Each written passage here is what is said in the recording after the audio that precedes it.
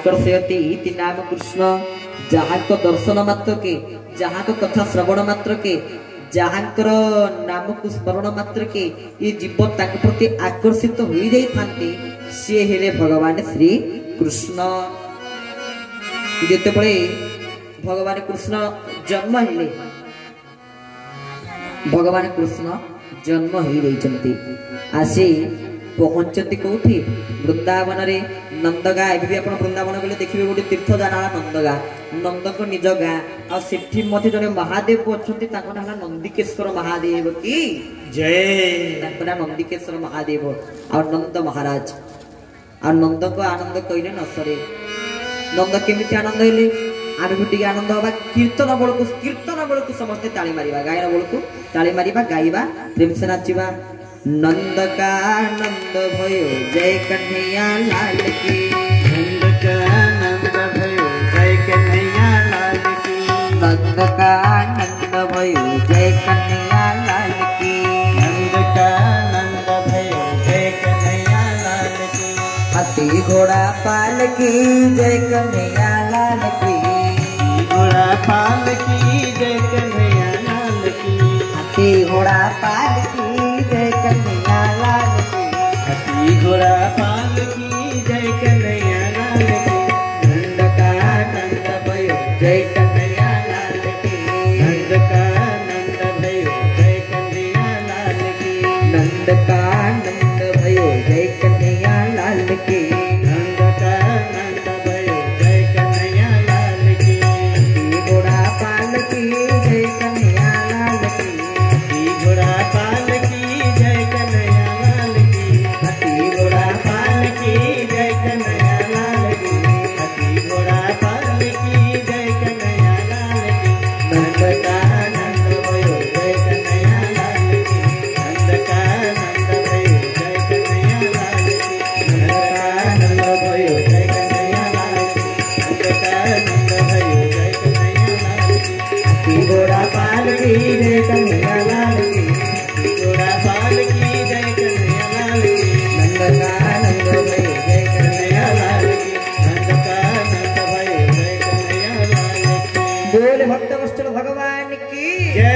नंद बाबा की जय। नंद बाबा। नंद शब्द अर्थ कौन? संस्कृत रे कहउचंती नंद ददायति सर्वजनान इति नंद। जे समस्त को आनंद प्रदान करती से हेला नंद। आराध्य देवता ठाकुर केशव चंद्रंकर गोटे बाणी मन पड़े, तू जेपरी आनंद होई आसीचु तू अन्य को सेही परी आनंद देई आमे समस्त जदि काकू आनंद देखि देई परिबा नाही तले काकू भी आमे दुख दबा नै, काहा मन रे कष्ट दबा नै, काहा मन रे आघात होला बडी कथा कहिबा नाही। काहा मन केमितिया आमे जानि छी, काकू विषाद मते दबा नै।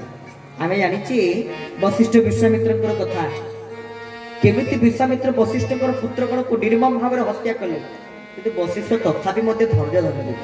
जदि मु विश्वामित्र अवस्था सैया करे कोन मो पुओ माने पुणी फेरी आसीबे कि, तो मु काहे ताक अवस्था सेमिति करके मु और पापर भागीदारी हेबी, कोन दरकार नै। ये थिला वशिष्ठ मुनिकर लक्षण एवं तांकर एइत्रु ही जरा पड़िथिला प्रकृति रे से केते धैर्यशाली ऋषि थिले आ केते श्रेष्ठ थिले वशिष्ठ।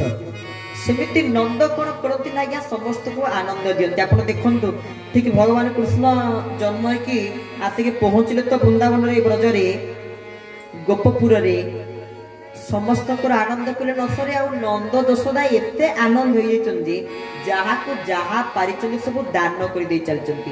का को तो वस्त्र, का को अलंकार, का को खाद्य, का को पानीय द्रव्य, का को अर्थ, का को सब केते कोन सब प्रदान करी करी चली चलती।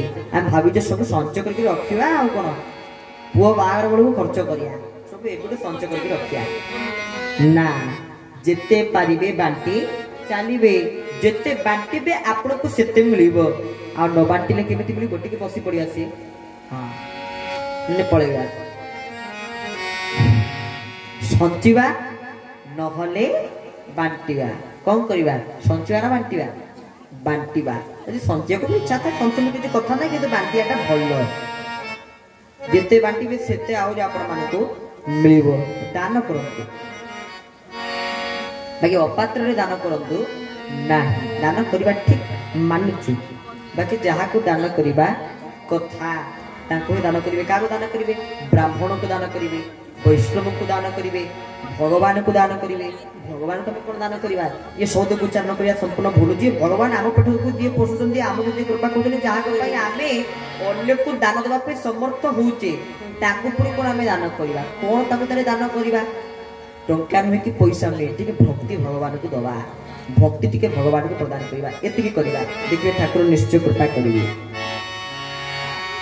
ନନ୍ଦ ଯଶୋଦା ଯାହା ସବୁ ତାଙ୍କ ନିକଟରେ ଥିଲା ସବୁ ପ୍ରଦାନ କଲେ, ଯାହା ଫଳରେ ଭଗବାନ କୃଷ୍ଣ ଧୀରେ ଧୀରେ ବଡ ହଉଛନ୍ତି। ଧୀରେ ଧୀରେ ବଢିଲେ ନନ୍ଦ ଘରେ, ଚନ୍ଦ୍ର ଯେନେ ବଢେ ଶୁକ୍ଳ ପକ୍ଷରେ, ଚନ୍ଦ୍ର ଦିନେ ବଢେ ଶୁକ୍ଳ ପକ୍ଷରେ, ଚନ୍ଦ୍ର ଦିନେ ବଢେ ଶୁକ୍ଳ ପକ୍ଷରେ। 7 ଦିନରେ ମାଇଲେ ପୁତନା, ସାର ନାମ ଅଟଇ ବଜସେନା। ତାର ନାମ ଅଟଇ ବଜ୍ରସେନା, ତାର ନାମ ଅଟଇ ବଜ୍ରସେନା। ଗୁଣ ସକଟା ବକା ଅଘାସୁର, ମାରି ତାରିଲେ ବରୁଣ କୁବେର। ମାରି ତାରିଲେ ବରୁଣ କୁବେର, ମାରି ତାରିଲେ ବରୁଣ କୁବେର। ବୋଲେ ଭକ୍ତ ବସ୍ତ୍ର ଭଗବାନ କି ଆପଣ ଦେଖିବେ ଆମ ଉତ୍କଳରେ ବହୁତ କବି ମାନେ ସବୁ ଅଛନ୍ତି। ତନ୍ମଧ୍ୟରୁ ଅନ୍ୟତମ ହେଲେ ଭକ୍ତ ଚରଣ ଦାସ, ଯିଏକି ଜନ୍ମ ହେଇଥିଲେ ଖୋର୍ଦ୍ଧା ଜିଲ୍ଲାର ସାନପୋଖର ଗ୍ରାମରେ। ଆମେ ସେ ଜଣେ ବୈଷ୍ଣବ ଥିଲେ, ଜଣେ ବାବା ଥିଲେ। ଏ ଠାକୁର ଏମିତି କୃପା କରୁଛନ୍ତି ଅଧମକୁ, ଯୋଉଠି ଭକ୍ତ ଚରଣ ଦାସ ମହାରାଜଙ୍କ ମଠ ସେଠି ମଧ୍ୟ ପ୍ରବଚନ ଦେଇଛି, ଯୋଉଠି ତାଙ୍କ ଗାଁ ସେଠି ମଧ୍ୟ ପ୍ରବଚନ ଦେଇଛି। ଏକାଥରେ ମଠରେ ଗାଁରେ ଦୁଇଟି ଜାଗାରେ ଆମେ ପ୍ରବଚନ ଦେଇକି ଆସିଛୁ। ସେଇ ଭକ୍ତ ଚରଣ ଦାସ ମହାରାଜ ନିଜେ କହିଛନ୍ତି, ଧୀରେ ଧୀରେ ବଢିଲେ ନନ୍ଦ ଘରେ। ଧୀରେ ଧୀରେ ଭଗବାନ କଣ କଲେ ନା ନନ୍ଦ ଘରେ ବଢିଲେ। ଚନ୍ଦ୍ର ଯେନେ ବଢେ ଶୁକ୍ଳ ପକ୍ଷରେ, ଯେପରି ଶୁକ୍ଳ ପକ୍ଷ ଯେତେବେଳେ ପଡିଥାଏ ଚନ୍ଦ୍ର ଧୀରେ ଧୀରେ ବଢି ଚାଲିଥାନ୍ତି, ସେମିତି ଭଗବାନ ମଧ୍ୟ ବଢିଗଲେ। ବୟସ ଦିନକୁ ଦିନ, ମାନେ ବୟସ ନୁହେଁ, ଦିନ ଦିନ ଦିନକୁ ଦିନ ଦିନକୁ ଦିନ ତାଙ୍କର ଦିନ ବଢୁଛି। 7 ଦିନରେ ମାଇଲେ ପୁତନା। ଭଗବାନ କୃଷ୍ଣଙ୍କୁ ଯିଏ ପ୍ରଥମେ ମାରିବାକୁ ଆସିଥିଲେ କିଏ? ସିଏ ପୁତନା। ପୁତ କହିଲେ ପୁତ୍ରକୁ ମାରିବା, ଯାହାଙ୍କର କାମ ତାହା ହେଲା ପୁତନା। ଆଉ ଗୋଟେ ପୁତନା ଶବ୍ଦ ଅର୍ଥ ହେଲା ପୁତ କହିଲେ ପବିତ୍ର, ନା କହିଲେ ନୁହେଁ, ଇଏ ହେଲା ପୁତନା। ସେ ପୁତନା ପୂର୍ବ ଜନ୍ମରେ କଣ ଥିଲେ?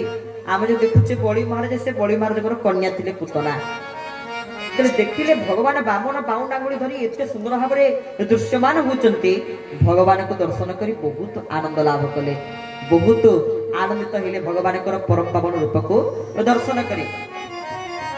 ସାଙ୍ଗେ ସାଙ୍ଗେ ସେଇଠି ତାଙ୍କ ନାଁ ଥିଲା ରତ୍ନମାଳା। ସେଇଠି ବାମନଙ୍କୁ କହିଲେ, ହେ ପ୍ରଭୁ, ଯଦି ଇଏ ମୋ ସନ୍ତାନ ହେଇକି ଜନ୍ମ ହୁଅନ୍ତି, ମୁଁ ତାଙ୍କୁ ଟିକେ ସ୍ତନ୍ୟପାନ କରାନ୍ତି। ପ୍ରଭୁ ଆନନ୍ଦିତ ହୋଇ ତାଙ୍କୁ ଏହି ବର ପ୍ରଦାନ କରିବାକୁ ଯାଆନ୍ତି। ଯେତେବେଳେ ଦେଖିଲେ ରତ୍ନମାଳା ଯେ ତାଙ୍କର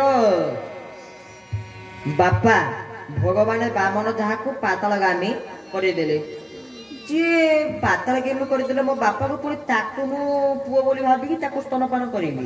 ନା ନା ନା ନା, ମୁଁ ତ କହିଦେଇଛି ସ୍ତନପାନ କରିବି, କିନ୍ତୁ ଯୋଉ ପୁଅ ଯୋଉ ଭଗବାନ ମୋ ବାପା ଅବସ୍ଥା ଏମିତି କରେଇଲେ, ମୁଁ ସେ ଭଗବାନକୁ ମାରିବି। ସେଇଥିପାଇଁ ନିଜେ ଦ୍ୱାପର ଯୁଗରେ ରତ୍ନମାଳା ପୁତନ ରୂପରେ ଜନ୍ମ ନେଇ ସ୍ତନରେ ବିଷକୁ ଧାରଣ କରି ପହଞ୍ଚି ଯାଇଛନ୍ତି। ତାଙ୍କେ ସବନ୍ଧଂ ବ୍ୟତିଶକ୍ତ ମଲ୍ଲିକା, ନିଜେ କେଶକୁ ବାନ୍ଧିକି ଯାଇଛନ୍ତି, ଆଉ ମଲ୍ଲି ଫୁଲକୁ ନିଜେ କେଶରେ ଧାରଣ କରିକି ଯାଇଛନ୍ତି। ତାଙ୍କେ ସବନ୍ଧ ବ୍ୟତିଶକ୍ତ ମଲ୍ଲିକା ବୋଲି ସଂସ୍କୃତ ଭାଗବତର ଇଏ ଶ୍ଲୋକ। ମାନେ ରାକ୍ଷସ ଗୋଟେ ଦେଖିବାକୁ କଣ ଭଲ କି? ରାକ୍ଷସ ଭଳିଆ ନା, କିନ୍ତୁ ସିଏ ପୁରା ମାୟା ରୂପକୁ ଧାରଣ କରି ପୁରା ସୁନ୍ଦର ସ୍ତ୍ରୀ ଲୋକଙ୍କ ଭଳି ରୂପକୁ ଧାରଣ କରି ପହଞ୍ଚି ଗଲେ। ଯାଇକି ଯଶୋଦାଙ୍କ ନିକଟରେ କହିଲେ, କହିଲେ ମୋ ସ୍ତନକୁ ମୋ କ୍ଷୀରକୁ ଯିଏ ପାନ କରିବ ସିଏ ଶକ୍ତିଶାଳୀ ହବ। ହଉ ଠିକ ଅଛି। ମା କହିଲେ, ଆଚ୍ଛା କୋଉ ମା ଚାହିଁବନି ମୋ ପୁଅ ଶକ୍ତିଶାଳୀ ହଉ ବୋଲି? କୋଉ ମା ଚାହିଁବନି ମୋ ପୁଅ ବଢିଆର ହଉ ବୋଲି? ସମସ୍ତ ମା ଏଠି ଆପଣ ମାନେ ଯେତିକି ବସୁଛନ୍ତି ସମସ୍ତେ ହିଁ ଚାହିଁବେ। ସେଇଥିପାଇଁ ସ୍ୱୟଂ ନିଜେ ପରମ ଦୟାଳୁ ପରମ ପୁରୁଷ ଭଗବାନ କୃଷ୍ଣଙ୍କୁ ମା ଯଶୋଦା ତାଙ୍କ ହାତରେ ପଠେଇ ଦେଇଛନ୍ତି। ଯେତେବେଳେ ମା ଯଶୋଦା ପଠେଇ ଦେଲେ ପୁତନାଙ୍କ ହାତରେ, ପୁତନା ସେଇଠି ଭଗବାନ କୃଷ୍ଣକୁ ନାଲି ଆଖିରେ ଏମିତି ଅନେଇବାକୁ ଯାଉଛି। हे कृष्ण राग मुहरे राग आखिर अनेक जाऊँ कृष्ण तोते मुझे छाड़बी मारिदेवी तोते पुणी पुतना भगवान कृष्ण को नाली आखि देखा कृष्ण कहले मत पुणी तू नाली आखि देखु तू मुझे छाड़बी पुतना पुतना को देखी भगवान कृष्ण मध्य निजे आखि बंद करदेले कहीं भगवान कृष्ण आखि बंद कले तार मध्य गोटे भल कारण अच्छी भगवान कृष्ण पुतना को देखिले आखि बंद कर देइतिले कहीं अविद्या ही होची पुतना जब तू भगवान कृष्ण को जो दुई गोटी नेत्र को आम देखुचे जनक ना हला राज आ जनक ना हंस राजहंस भगवान कृष्ण पाखे जोड़हस्त्र स्तुति करी कहले हे प्रभु हे परम दयालु हे परम पुरुष भगवान कृष्ण आपण ये राक्षसी को चाहतु नहीं दुई जन चक्षु निवेदन कले कहले हे प्रभु आपण ये राक्षसी को चाहतु नहीं द्वितीय भगवान कृष्ण को जो दुई आखि ना हला कौन जनक ना सूर्य आ जनक ना चंद्र सूर्य कहले प्रभु जदि आपण ताकू चाहिए तेले मु आउ पूर्व दिगरे उदय हेबी नाही आ चंद्र जी थिले कहले प्रभु जदि आपण ताकू चाहिए तेले मु मध्य आउ ए आकाश रे आसीबी नाही ना ताले मु आखि बंद कर दोची भगवान कृष्ण सेठी पई मध्य आखि बंद कर देले पुतना को देखिले नाही पुतना जेतु स्तन रे निजे विश्व को धारण करी आसीथिले भगवान कृष्ण को स्तन पान करबा पई निजे भगवान कृष्ण कोन कले कले हे पुतना मु जहा को धरे आउ ताको कोदापि छाड़े ना पुतना चित्कार करी कले छाड़ो छाड़ो छाड़ो छाड़ो छाड़ो बोली चित्कार कले भगवान कृष्ण कले मु जा को धरे धरि थाए ताको मु कदापि छाड़ीबा को प्रयास करि न थाई बोलानंदी कबार जन्म काले एंतुड़ी साले